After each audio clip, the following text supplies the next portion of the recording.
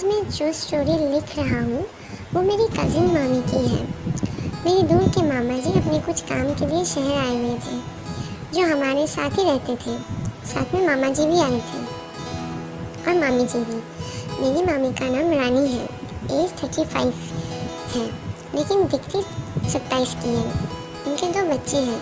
वो जब से आई थी मैं हमेशा उनके बुक्स को ही देखता रहता था। एक दिन मैं और मेरी मामी और मेरी मम्मी हम 3 लोग एक रिश्तेदार के घर मिलने गए। हम बस से जा रहे थे। बस में मामी मेरे पास बैठी थी। सर्दी का महीना था। बाद में मैं सो गया तो मेरा हाथ उनकी बुक्स को टच करने लगा। बाद में मामी ने मेरे हाथ पकड़ के उनकी बुक्स को दबाने लगी तो मैं जाग गया और उसकी तरफ देखने लगा। वो मुस्कुरा रही थी। मैंने उनके बुक्स को ब्लाउज़ के ऊपर से ही प्रेस करने लगा।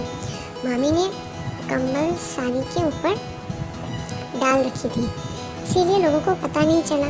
20 मिनट ऐसे ही चलता रहा और हमारा स्टेशन आ गया। मामी बोली बाकी घर पर करना। बाद में हम अपने घर आ गए, पर हमें कोई मौका नहीं मिला। 3 दिन बाद मेरे मामा उनके माता पिता को मिलने के लिए गाँव गए एंड मामी को भी जाना था, पर मेरी माँ ने कहा कि अरे ये तो अभी आई है, इसको 2 दिन बाद ले जाना। उसके बाद ये हमेशा के लिए गाँव ही चली जाएगी तेरे साथ। तो ठीक है, मामा जी ने बोल दी। एक रात को मामी एक बुरा सपना देखकर चिल्लाई तो अगले दिन माँ से कहा इसको ऊपर रात में सोने भेजना, मुझे डर ना लगे इसलिए। बाद में मैं ऊपर सोने के लिए गए।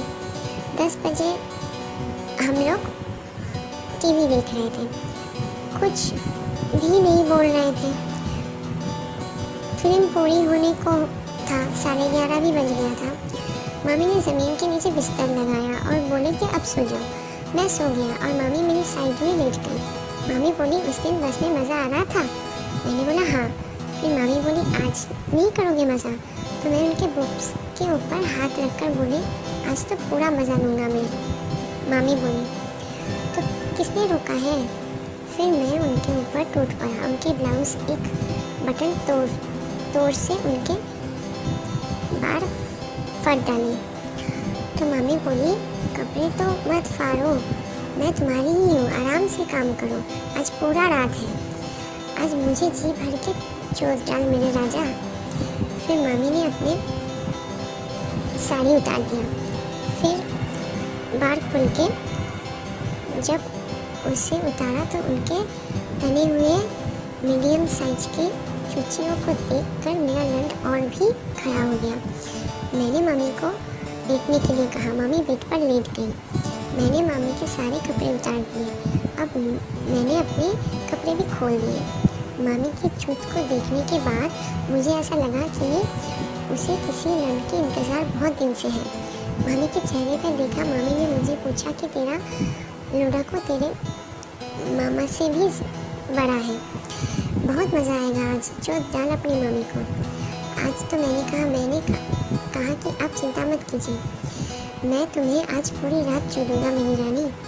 बाद में जब उनके जांघ पर बैठा तो मामी से छूत फैलाने के लिए बोला। मामी ने दोनों हाथों से अपना छूत को फैलाया।